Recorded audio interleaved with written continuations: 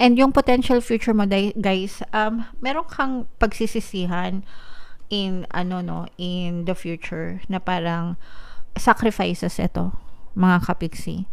Kasi you will have a lot of sacrifices in the future para ma-achieve mo itong mga na to, success na to. Sabi nga, sometimes, sabi nila, 'di ba, no pain, no gain. Sometimes meron talaga tayong mga kailangang isakripisyo. Sometimes yung pamilya natin, napapalayo tayo sa kanila.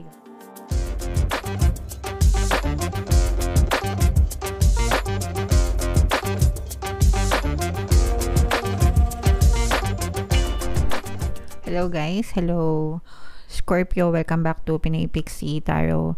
Ang pamagat ng episode natin for tonight is story mo ba to? So ito isang timeless reading para sa Scorpio, Sun, Moon, Rising, Sign, and Venus. Sa reading na to guys, titingnan natin where you are right now, mga potential and challenges nyo, what you need to focus on, your past, present, and future energy guys, mga suggested approach, and yung potential future ng inyong story.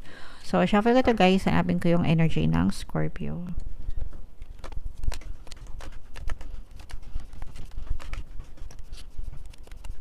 Guys.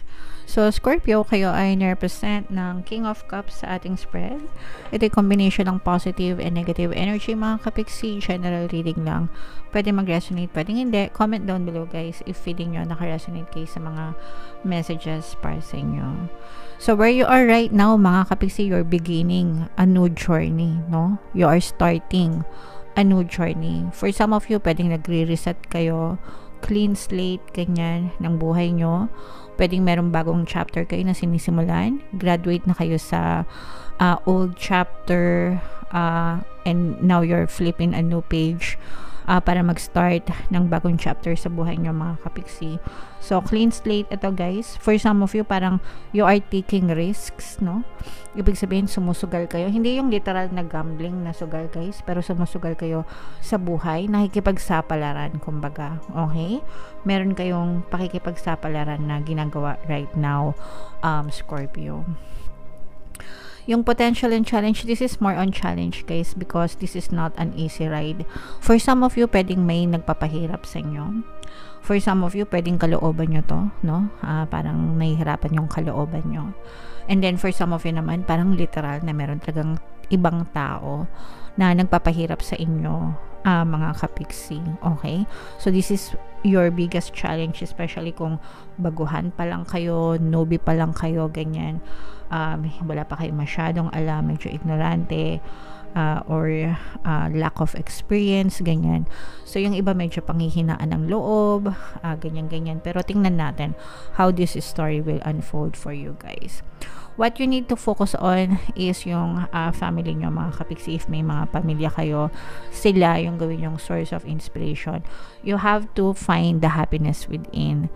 Mag-focus kayo sa goals nyo and imagine what would you see, what would you hear, what would you feel kapag nag-succeed kayo, no, dyan sa journey na yan.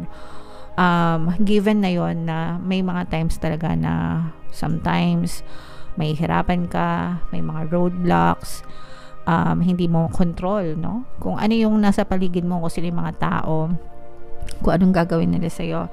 Pero you have to remain truth to your vision guys, no? And you can always find happiness from within and from within your family guys. So keep in touch sa iyong mga pamilya kasi sila talaga yung magpapalakas ng loob nyo guys. Alright? And sa recent past nyo, this is an earth sign energy. Pwedeng may earth element kayo sa inyong natal chart. For some of you, pwedeng you may be dealing with an earth sign person, Capricorn, Taurus, Virgo. Pero for some of you guys, sa recent past nyo, talagang nandun yung pagnanasa nyo na mapaganda yung buhay nyo, mga kapiksi. Yung pagnanasa na umunlad, umasenso, pwede natin sabihin na materialistic, no? Or yung material na aspeto ng kabuhayan, gusto nyong umasenso. And hindi tayo ipokrito guys, no? Ipokrita. Nagtatrabaho tayo una para sa mga basic needs natin. Pangalawa, syempre, para mabili natin yung mga gusto natin because it can give us happiness, some sort of happiness. kahit na sinasabi nilang money can't buy you happiness, pero you can buy things that will make you happy, di ba? So, ganun talaga yung goal nyo in your recent past, mga kapiksi. So, isa yun sa mga nagpa-motivate sa'yo kung bakit ka sumusugal sa buhay mo ngayon. Okay? Your greatest strength, mga kapiksi, sanay kayo sa bakbakan. Kumbaga, sanay kayo sa bakbakan, sanay kayo sa hirap, sanay kayo na nasusugatan, nadadapa, mga kapiksi. And isa yon sa mga greatest strength nyo. Kumbaga, hindi kayo basta-basta bumibigay, hindi kayo basta-basta pinanghihinaan ng loob kasi sanay no? Ganun talaga yun yung maganda kapag sanay sa hirap, sanay sa pagdurusa, sanay na masugatan, no? Nagiging immune, no? And mas nagiging malakas. So, yan yung greatest strength nyo, mga kapiksi. Magagamit nyo yan to your advantage para hindi kayo basta-basta sumuko sa hamon ng buhay. And in the near future, guys, this is an air sign energy, Aquarius, Gemini, Libra. For some of you, you may have this in your natal chart. For some of you, you may be dealing with an air sign. Pero habang nagpa-progress itong biyahe mo, itong journey mo, itong adventure mo, lalo kang nadadagdagan ng kaalaman, tumatalino ka, nag-gain ka ng experience. Yung mga experience na yon natututunan mo, marami kang natututunan and magagamit mo yon for your advantage din, mga kapiksi. Yung iba sa inyo, marunong na kayo magplano, marunong na kayong dumiskarte. In the near future, lahat yan, guys, magagamit nyo yan, beneficial yan para sa inyo. Okay? So, ang ganda, commercial muna, guys, ang ganda ng ng sunset talaga. Gustong-gusto ko talaga tong side na to kapag medyo bumababa na yung araw. Sunset yan, mga kapiksi. So, maganda yung natural na sikat niya. Anyway, continue tayo, guys. Suggested approach, mga kapiksi, dahan-dahan lang, no? Dahan-dahan lang ma-achieve mo din yung desire mo. Hindi mo kailangan magmadali. Ang importante is you take one step towards your dreams. Mas better ka ngayon kaysa kahapon. Mas naging masipag ka ngayon kaysa kahapon, di ba? Kahit yung mga piso-piso, no, na iniipon natin, kapag matagalan, madami yan, malaki yan, di ba? So, ganun din sa journey natin sa buhay, guys. Kahit yung maliliit na steps na ginagawa natin, magko-contribute yan to your success in the future. So, take it slow, take one step at a time. Yan yung suggested na approach sa inyo para hindi kayo masyadong mahirapan. What you need to know, mga kapiksi, malayo pa yung pwede nyong marating, guys, no, with this King of Wands energy. Nararamdaman natin dito talaga na palaban kayo.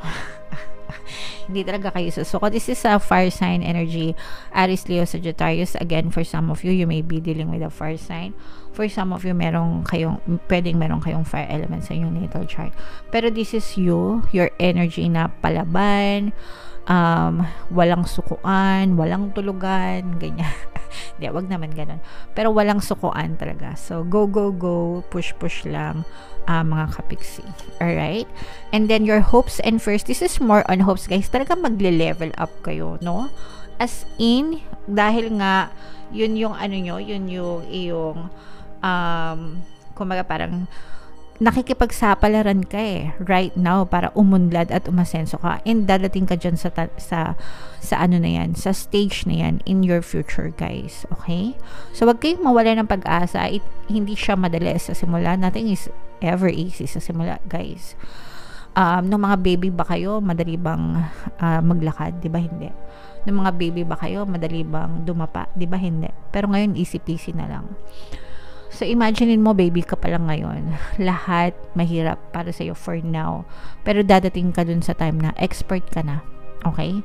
Na-achieve mo na yung expert level and yung lifestyle mo mag-upgrade talaga. Okay? So, congrats sa'yo in advance, kapiksi. And yung potential future mo, guys, meron kang pagsisisihan in the future na parang sacrifices ito, mga kapiksi, kasi you will have a lot of sacrifices in the future para ma-achieve mo itong mga success na to. Sabi nila, diba, no pain, no gain. Sometimes meron talaga tayong mga kailangang isakripisyo Sometimes yung pamilya natin, napapalayo tayo sa kanila, yung time and effort, yung time natin para sa kanila, napapabaya. Sometimes, pati yung sarili natin, napapabayaan natin yung sarili natin, yung kalusugan natin. Marami, guys. So, meron din kayo, no, in the future. May mga sakripisyo din kayo. Mararamdaman nyo yan. But, isipin nyo na lang, worth it lahat ng sakripisyo nyo dahil magbabago naman talaga yung takbo ng buhay nyo. So, wag na kayong malungkot. Instead, maging masaya dapat kayo. Okay? Kasi, sulit yung mga sakripisyo nyo. So, lahat ng magagandang energy dito, guys, i-mind nyo na yan sa comment section. Mind, level up ng kabuhayan. Mind, dreams coming true. Kasi, nakikita natin talaga na uunlad yung buhay nyo. Mind, pag-unlad ng buhay, ganyan. Okay? So, yeah. Tapusin na natin to bago lumubog yung araw. Bago mawala yung liwanag. So, tingnan natin yung additional na message for you guys. Shuffle natin to. Habang sinashuffle natin to, panoorin nyo muna yung video natin regarding sa ating paano mag-manifest ng abundance video course. Kapiksi, sawa ka na ba sa mga struggles at hirap sa buhay mo? Masipag ka ba at masikap sa buhay ngunit hindi ka pa rin umaasenso? Ilang beses ka na bang nag-attempt magnegosyo at mag-invest pero palagi ka pa rin nalulugi? Sa pagkakataon na ito ay maaaring may subconscious beliefs ka na nagiging balakid sa iyong pag-unlad at pagyaman.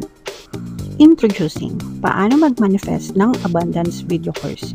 Dito ay matututunan mong ma-overcome ang mga balakid mo para tuluyan ka ng umunlad, umasenso, sumagana, maging matagumpay, successful at maswerte sa iyong kabuhayan, pera, trabaho, negosyo, salapi at kaperahan ng bonggang-bongga. Dali, mag-send na ng email sa pinoypixitaro@gmail.com at simulan na ang iyong pagyaman ngayon. Alright, so sabay-sabay tayo, guys. Magpayaman ngayon 2024. Mag-avail na kayo ng course. Sobrang ganda niyan, mga kapiksi. And meron tayong discount ngayong April. Magbibigay ako ng 200 pesos na discount sa lahat na mag-avail ng course. Kaya mag-avail na kayo, guys. Sobrang ganda niyan. Meron din tayong email coaching, Manifest Your Desires Using the Law of Attraction. If meron kayong mga specific na gusto niyang i-manifest, guys, pwedeng love and relationship, pwedeng money or career, mga kapiksi, pwedeng kayong magpabook ng email coaching session with me. Mag-send lang kayo, guys, ng email sa pinoypixitaro@gmail.com. Ito, guys, yung mga additional na mensahe sa inyo. Una, we have the Magician and the Mirror. Ito yung manifestation. Okay, and you're trying to manifest this abundance, mga kapiksi. Ito yung abundance, ito yung kasaganaan, ito yung pagpapala. Pero, mailap pa siya para sa inyo for now. And this is a work in progress. Okay? Sabi ko nga, guys, diba? Ito talaga yung reason ng journey nyo.